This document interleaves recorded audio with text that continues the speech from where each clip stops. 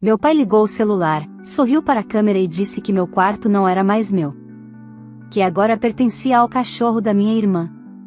Enquanto as pessoas riam na live, minhas roupas eram jogadas na calçada como se eu fosse descartável. Naquele momento, todos acharam que eu tinha perdido tudo: casa, família, dignidade. O que ninguém percebeu é que aquela humilhação pública não me destruiu, ela me acordou. Eu saí dali sem gritar, sem implorar, sem fazer escândalo. Mas cada passo que dei depois daquela noite teve um propósito. Meses depois, os mesmos que riram começaram a pagar um preço que não dava para pagar com desculpas ou posts nas redes sociais. Se você acha que essa história termina com perdão fácil ou reconciliação forçada, continue ouvindo, porque o final é bem diferente do que eles esperavam.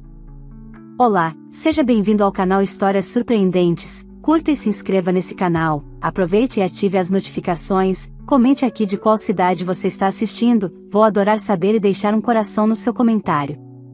Vale lembrar que os nossos vídeos não são relatos reais, são histórias voltadas apenas para o entretenimento. Toda a criação e edição são feitas pelo proprietário do canal. Meu nome é Ana Paula, tenho 29 anos, e por muito tempo acreditei que silêncio era sinônimo de maturidade. Cresci aprendendo a não ocupar espaço, a não responder, a engolir comentários atravessados como se fossem conselhos. Dentro daquela casa, eu sempre fui a filha que dá menos trabalho, o que na prática significava ser invisível. Meus pais tinham orgulho disso. Diziam para os outros que eu era independente, forte, resolvida.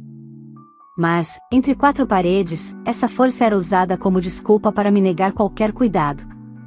Voltar para a casa deles não fazia parte dos meus planos. Eu morava sozinha em um apartamento simples, trabalhava como designer freelancer e conseguia pagar minhas contas, ainda que com dificuldade. Quando perdi 2 contratos importantes quase ao mesmo tempo, o chão sumiu sob meus pés. O dinheiro começou a não fechar, e aceitei o que minha mãe chamou de ajuda temporária.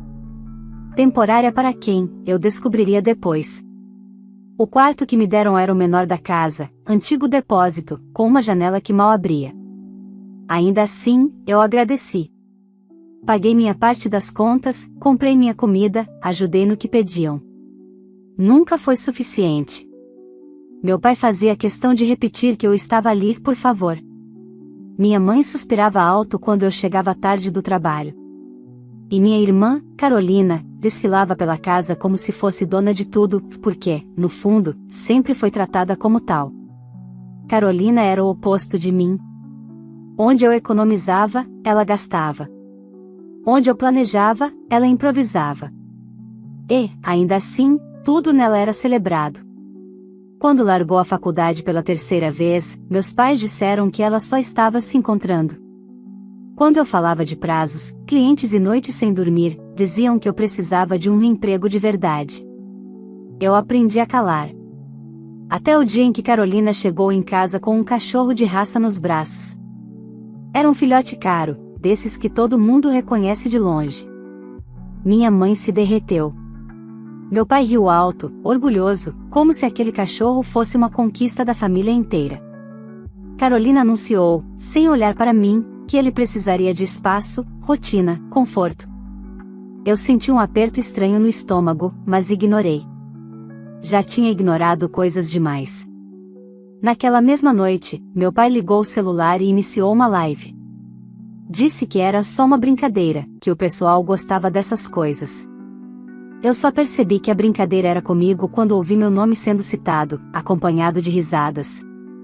Ele apontou a câmera para o corredor e disse, com deboche, o quarto da Ana Paula agora vai ser do novo cachorro da Carol. Prioridades, né? Antes que eu reagisse, Carolina apareceu atrás dele e completou, sorrindo para a câmera, meu cachorro precisa de um bom espaço agora. Eu ainda estava tentando entender se aquilo era real quando vi minha mãe abrir a porta do meu quarto. Não para conversar. Para começar a tirar minhas coisas. Roupas, livros, meu computador, minhas pastas de trabalho. Tudo foi sendo levado para fora, enquanto o celular transmitia a cada segundo. Algumas coisas caíram no chão da calçada. Outras foram jogadas sem cuidado. Eu ouvi risadas vindas do telefone. Comentários. Gente que eu não conhecia assistindo à minha expulsão como entretenimento. Não gritei. Não implorei. Algo dentro de mim simplesmente desligou. Naquele momento, eles acreditaram que estavam encerrando um capítulo incômodo. Que estavam se livrando do peso morto da família. O que nenhum deles percebeu é que, ao me colocar para fora daquela casa daquela forma, tinham feito muito mais do que me humilhar. Tinham criado um ponto sem retorno. Enquanto eu recolhia o que dava, com as mãos tremendo, uma certeza começou a se formar com uma calma assustadora: eu nunca mais permitiria que me tratassem como se eu valesse menos do que um cachorro. E, a partir daquele dia, cada decisão que tomei foi pensada não para me vingar em palavras, mas para garantir que o preço do que fizeram fosse real, concreto e impossível de apagar com desculpas ou risadas em uma live. Eles acharam que aquela noite marcava o meu fim dentro da família. Mal sabiam que era ali que a história deles começava a desmoronar. Saí daquela rua sem destino certo. Joguei minhas coisas no porta-malas como deu, algumas ainda caídas no chão, outras molhadas pela mangueira que meu pai usou para limpar a calçada depois da live, como se eu fosse sujeira. Dirigi sem perceber o caminho, com o coração batendo alto demais e a cabeça estranhamente vazia. Não chorei. Não ainda.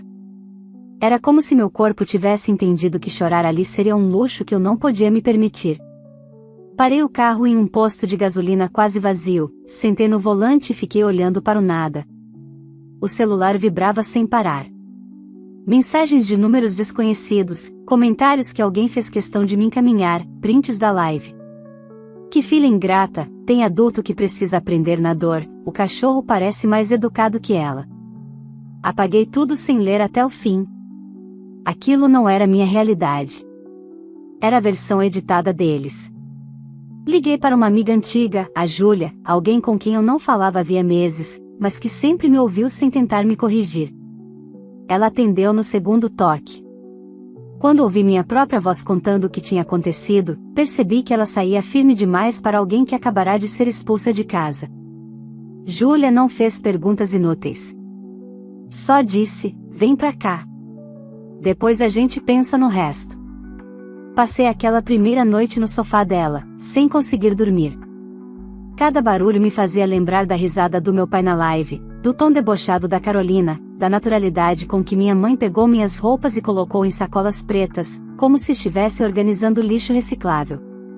A imagem não saía da minha cabeça, mas, no meio do turbilhão, algo começou a se encaixar. Aquilo não tinha sido um surto. Tinha sido ensaiado. Planejado. A live, as frases prontas, o cachorro como desculpa perfeita. Eles queriam espetáculo. Queriam me reduzir a uma piada pública para justificar algo que já desejavam havia muito tempo. Na manhã seguinte, acordei com uma clareza desconfortável. Não adiantava apenas sair. Eu precisava entender exatamente de onde vinha aquela sensação constante de estar devendo algo a eles. Passei anos pagando contas, ajudando como podia, sendo a filha compreensiva, enquanto Carolina nunca precisava explicar nada. E, ainda assim, eu era tratada como peso. Por quê? Abri meu notebook, o mesmo que quase foi quebrado na calçada, e comecei a revisar coisas antigas. Documentos, e-mails, mensagens. Não por nostalgia, mas por instinto. Algo me dizia que aquela história não começava naquela live. Aquilo era só o ponto em que tudo transbordou. Enquanto isso, meus pais agiam como se nada tivesse acontecido. Minha mãe mandou uma mensagem curta dizendo que eu poderia passar depois para buscar o resto das coisas, se quisesse. Meu pai repostou trechos da live com emojis rindo. Carolina publicou fotos do cachorro deitado na cama que era minha, com a legenda: nova fase. Nenhum deles mencionou meu nome diretamente. Era como se eu tivesse deixado de existir, substituída por um animal que rendia mais curtidas. Foi nesse silêncio forçado que percebi algo essencial: eles não estavam esperando que eu reagisse com inteligência. Estavam esperando um escândalo, um barraco, lágrimas públicas. Queriam que eu confirmasse o papel que tinham criado para mim. E, pela primeira vez, eu não faria o que esperavam. Passei os dias seguintes organizando minha vida do zero. Atualizei meu portfólio, respondi e-mails que estavam parados, aceitei um trabalho pequeno que pagava pouco, mas mantinha meu nome ativo. Consegui um quarto provisório para alugar. Nada bonito, nada confortável, mas era meu. Cada pequena decisão me devolvia um pedaço da dignidade que eles tentaram arrancar. O que meus pais não sabiam, e nem imaginavam, é que, ao me obrigarem a sair daquela casa daquela forma, tinham me dado algo que eu nunca tivera antes, distância suficiente para enxergar com clareza. E quanto mais eu organizava minha nova rotina, mais detalhes do passado começavam a fazer sentido. Conversas interrompidas, decisões tomadas sem mim, documentos que eu nunca tinha visto, assuntos que sempre não eram da minha conta. A live tinha sido pública. A humilhação também. Mas as consequências não seriam. Enquanto Carolina comemorava o novo cachorro e meus pais acreditavam que tinham vencido, eu começava a entender que aquela expulsão não tinha sido o fim da minha história. Tinha sido o empurrão que faltava para eu finalmente parar de pedir espaço, e começar a ocupar o que sempre me foi negado. E o que eu estava prestes a descobrir mudaria tudo. Os dias foram passando e, com eles, a sensação de que eu estava reconstruindo algo em terreno instável. Trabalhar, comer, dormir, tudo parecia simples demais para justificar o peso que ainda carregava no peito. Eu sabia que não era só a humilhação da live. Havia algo mais antigo, mais profundo, que aquela cena tinha arrancado do lugar e deixado exposto. Foi numa tarde chuvosa, sentada à mesa pequena do quarto alugado, que comecei a ligar os pontos. Eu precisava de alguns documentos antigos para atualizar meu cadastro como freelancer, comprovantes, contratos passados, coisas burocráticas. Abri caixas que eu havia salvado às pressas da calçada e encontrei pastas que não via há anos. No meio delas, um envelope amarelado, com meu nome escrito à mão. A caligrafia era do meu avô materno. Meu coração acelerou. Eu lembrava vagamente daquele envelope.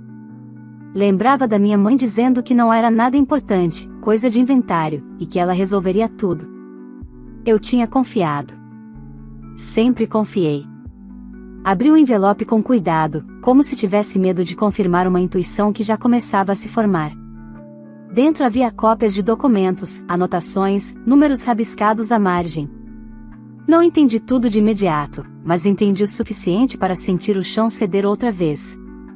Meu nome aparecia ali mais vezes do que deveria. Referências a um imóvel alugado, percentuais, uma assinatura reconhecida em cartório. Não era um presente simbólico. Não era lembrança. Era participação. Passei horas lendo e relendo, com a respiração curta. Aquilo não fazia sentido com a narrativa que meus pais sempre contaram. A filha encostada. A adulta incapaz. A que precisava de ajuda. Se aquilo era real, muita coisa tinha sido escondida de mim. E não por descuido. No dia seguinte, liguei para o cartório indicado nos papéis. A atendente confirmou que havia, sim, registros no meu nome. Disse que eu poderia solicitar cópias atualizadas. Anotei tudo com a mão trêmula. Cada confirmação era como puxar um fio que revelava um emaranhado de decisões tomadas sem mim. Enquanto isso, minha família continuava vivendo normalmente. Ou pelo menos fingindo. Meu pai seguia postando vídeos do cachorro, agora tratado como mascote oficial da casa. Minha mãe compartilhava mensagens religiosas sobre perdão e gratidão. Carolina começou a reclamar publicamente de ingratidão dentro da própria família, sem me citar, mas olhando direto para a câmera como se eu estivesse ali. Não respondi. Não confrontei. Estava ocupada demais tentando entender a extensão do que tinha sido omitido. Quanto mais eu investigava, mais claro ficava que a minha exclusão nunca foi só emocional. Ela era prática. Financeira. Conveniente. Consegui marcar uma conversa com uma advogada indicada por Júlia. Levei os documentos, contei tudo desde o início, da volta para casa à live do cachorro. Ela ouviu em silêncio, fazendo poucas perguntas, mas as certas. No fim, encostou-se na cadeira e disse algo que ecoou dentro de mim por dias: você não foi apenas desrespeitada.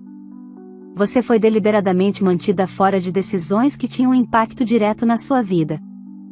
saí do escritório com uma mistura estranha de medo e alívio. Medo do tamanho do conflito que se desenhava. Alívio por finalmente não estar louca, por não ser exagero, por não ser sensível demais, como sempre me disseram. Naquela noite, sentei no chão do quarto e chorei pela primeira vez desde a expulsão. Não de tristeza pura, mas de luto. Luto pela filha que tentou agradar, pela adulta que acreditou em silêncio, pela confiança entregue a quem nunca teve intenção de protegê-la. Ainda assim, junto com o choro, veio uma decisão silenciosa. Eu não iria voltar atrás. Não iria implorar entendimento. Não iria expor tudo nas redes como eles tinham feito comigo. Se houvesse consequências, elas seriam construídas com fatos, não com gritos.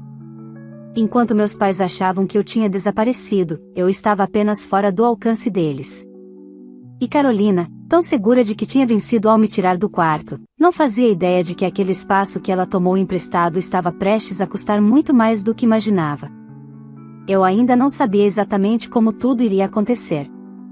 Mas uma coisa era certa, a história que eles contavam sobre mim estava prestes a ser confrontada com a única coisa que não podia ser editada nem apagada, a verdade.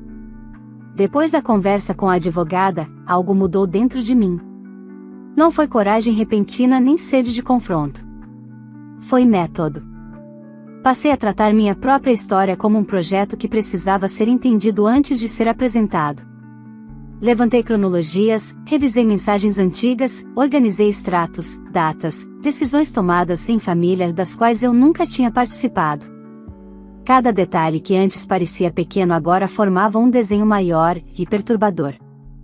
Descobri que, enquanto eu pagava aluguel para morar no antigo depósito, meus pais administravam um imóvel alugado que rendia mensalmente. Descobri também que decisões importantes tinham sido tomadas no meu nome sem que eu fosse consultada. Não era só exclusão. Era controle. Carolina aparecia em tudo como um apoio, testemunha, parte interessada. Eu, quando aparecia, era como nota de rodapé. A cada descoberta, eu sentia duas coisas opostas, raiva e clareza. A raiva vinha pela traição. A clareza vinha pelo entendimento de que aquela expulsão não tinha sido impulsiva. Tinha sido estratégica. Se eu continuasse ali, mesmo humilhada, ainda existia a chance de eu perguntar demais, perceber demais, reivindicar demais. Fora de casa, desacreditada publicamente, eu virava o problema perfeito. Enquanto isso, a narrativa dele seguia ativa. Um vídeo do meu pai viralizou modestamente, com ele brincando que agora tinha um novo membro na família que não reclamava. Carolina postava stories sobre pessoas que se fazem de vítimas. Minha mãe compartilhava mensagens falando sobre filhos que não reconhecem sacrifícios.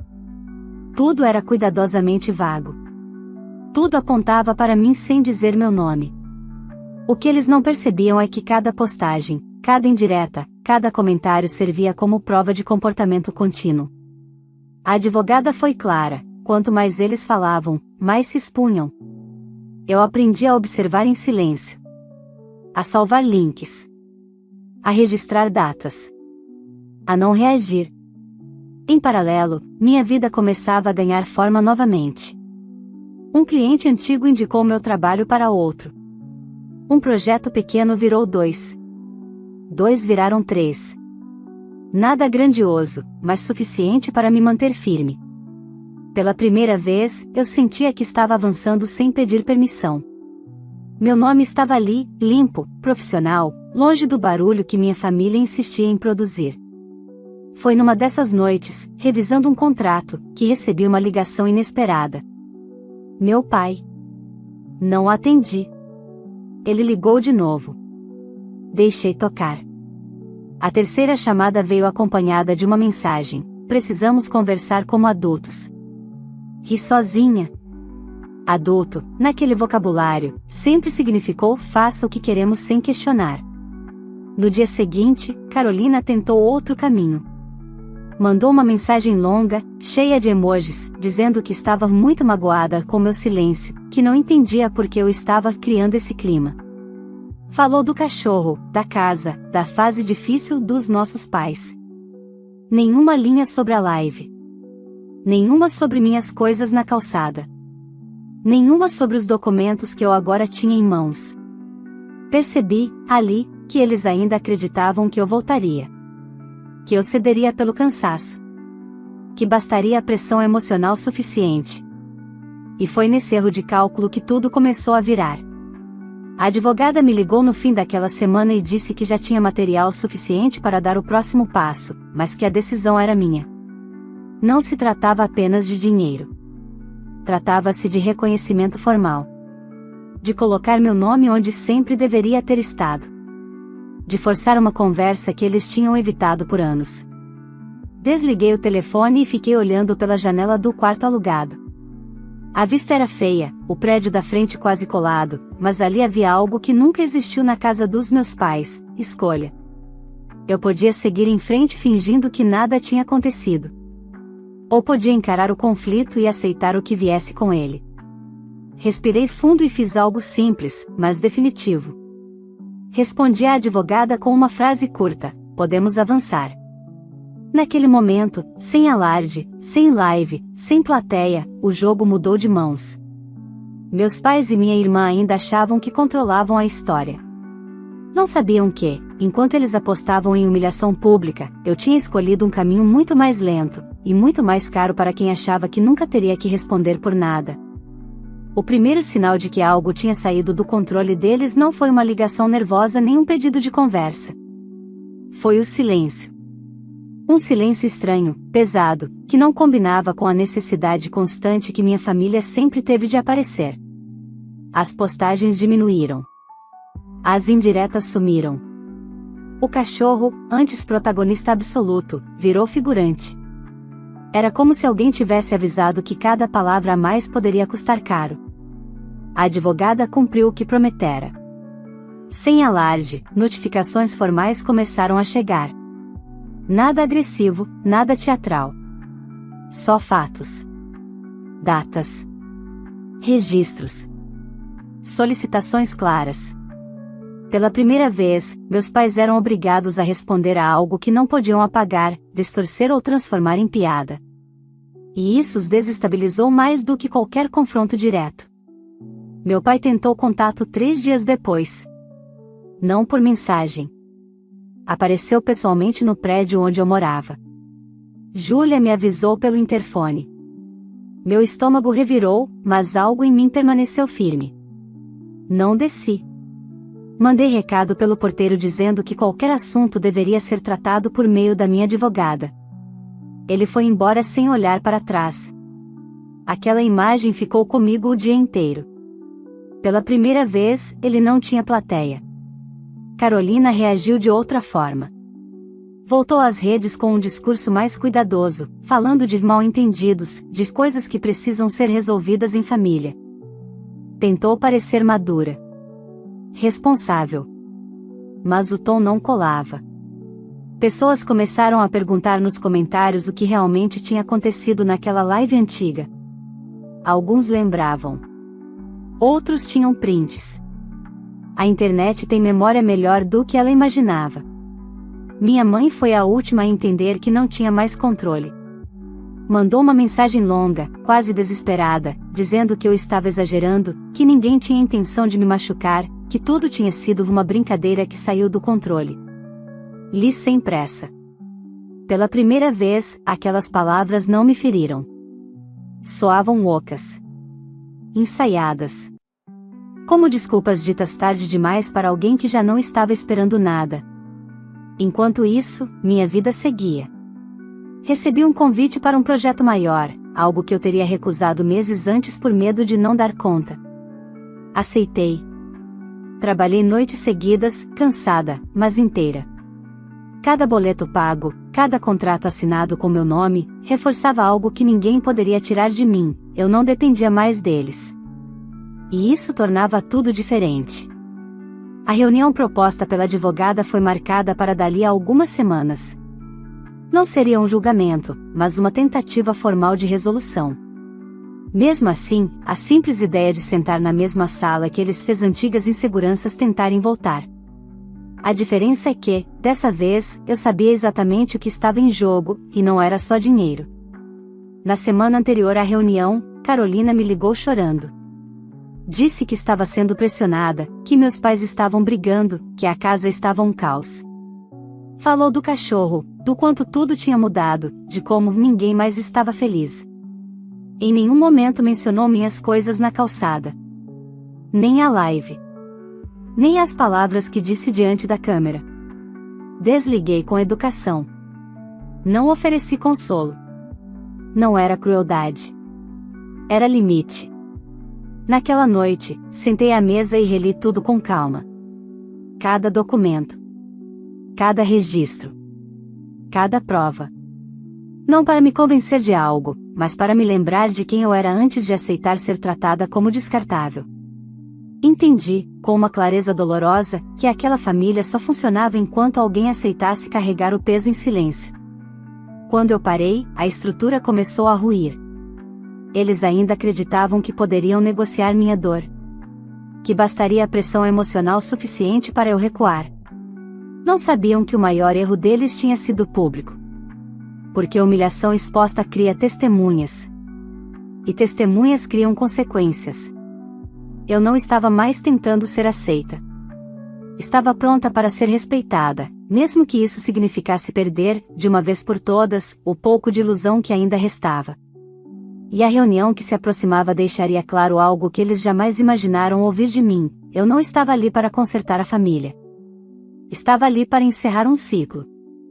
A reunião aconteceu numa manhã nublada, daquelas que deixam a cidade cinza mesmo antes de você entrar numa sala fechada. Cheguei alguns minutos antes, sentei perto da janela e respirei fundo. Não era nervosismo. Era consciência. Eu sabia exatamente por que estava ali e o que não aceitaria mais. Meus pais chegaram juntos, mas não se sentaram lado a lado. Meu pai manteve o olhar duro, como se ainda estivesse tentando sustentar alguma autoridade. Minha mãe parecia menor do que eu lembrava, mãos inquietas, bolsa apertada contra o corpo. Carolina chegou por último, maquiagem impecável, celular na mão, como se aquele encontro fosse apenas mais um compromisso inconveniente do dia. Quando tudo começou, a diferença entre nós ficou evidente. Eles falavam de sentimentos. Eu falava de fatos. Eles insistiam que nunca houve má intenção.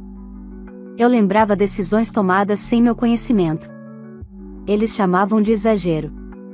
Eu apontava datas, valores, documentos. A cada tentativa de minimizar o que fizeram, mais claro ficava que o problema nunca foi falta de diálogo. Foi escolha. Meu pai tentou assumir o controle da conversa, dizendo que eu estava indo longe demais e que aquilo poderia destruir a família. Olhei para ele com calma e respondi algo que nunca tinha dito em voz alta: a família foi destruída no dia em que vocês acharam aceitável me colocar para fora como entretenimento. O silêncio que se seguiu foi pesado. Carolina tentou intervir, dizendo que tudo tinha fugido do controle, que a live foi uma brincadeira, que ninguém imaginou a repercussão. Perguntei se alguém, em algum momento, pensou em desligar a câmera. Ninguém respondeu. Minha mãe chorou. Disse que estava com medo. Medo de perder a casa, medo de julgamentos, medo de não conseguir manter as coisas como estavam. Pela primeira vez, não senti culpa ao ouvi-la. Entendi algo fundamental: o medo dela sempre foi maior do que o respeito por mim. A proposta foi colocada na mesa. Clara. Objetiva. Nada de punição teatral, nada de revanche emocional. Apenas correção. Reconhecimento. Limites.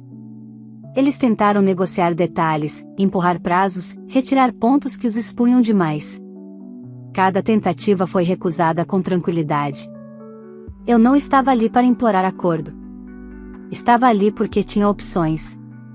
Quando a reunião terminou, nada foi assinado ainda.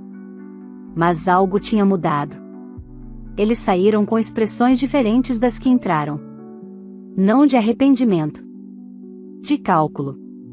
Finalmente entendiam que o custo de continuar negando a realidade seria maior do que admitir o que fizeram.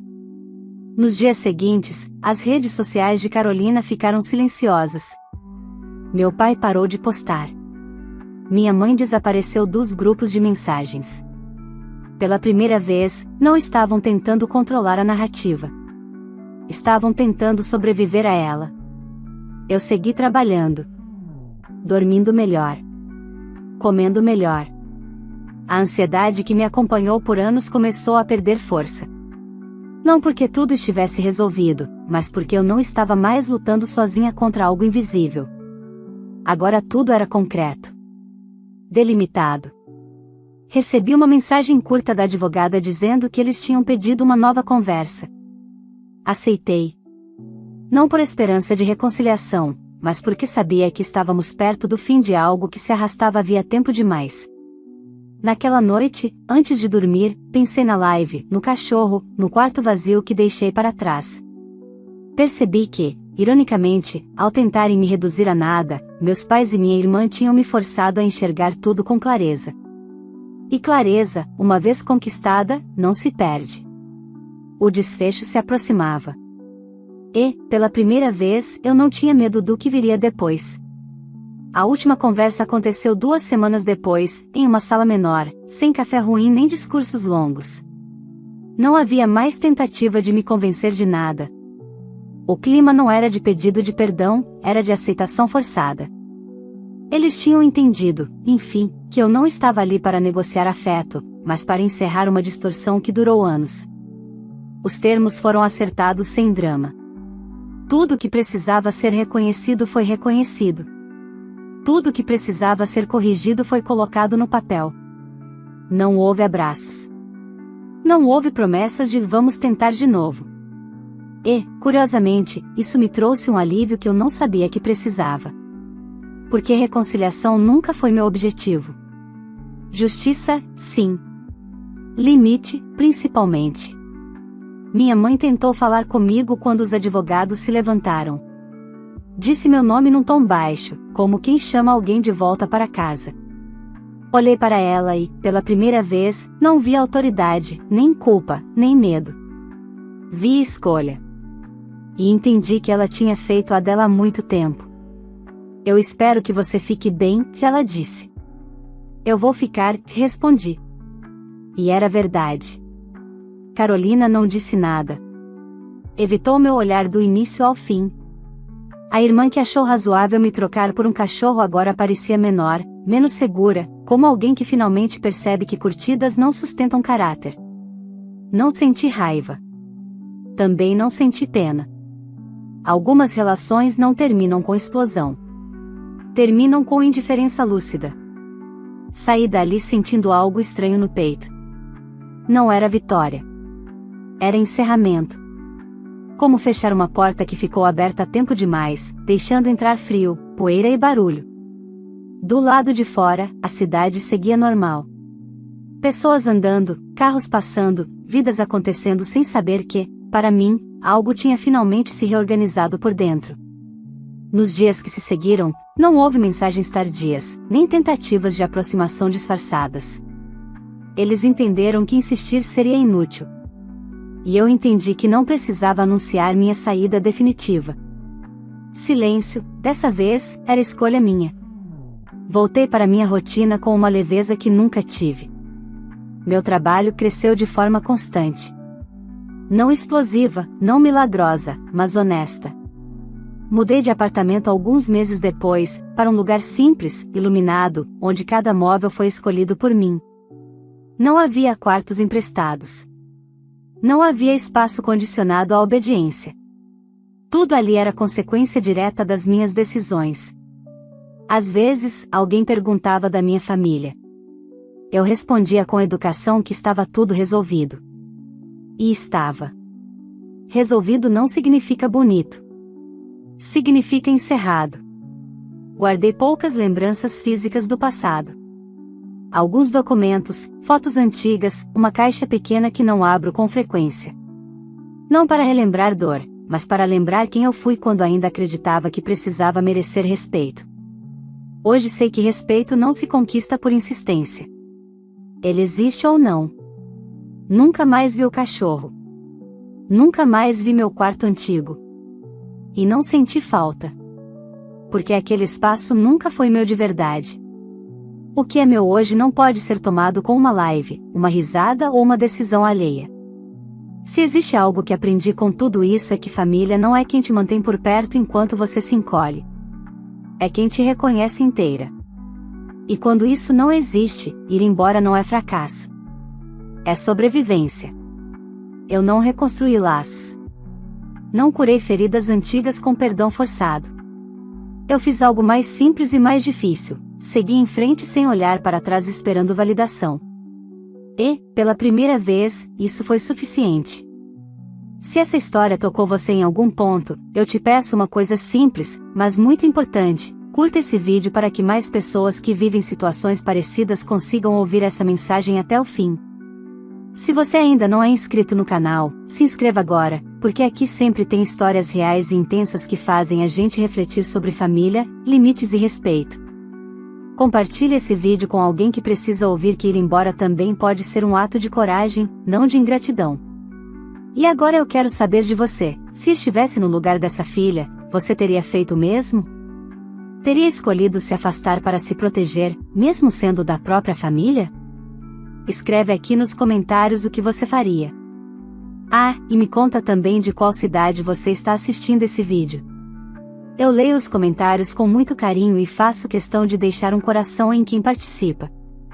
Sua história, sua opinião e sua presença aqui fazem toda a diferença.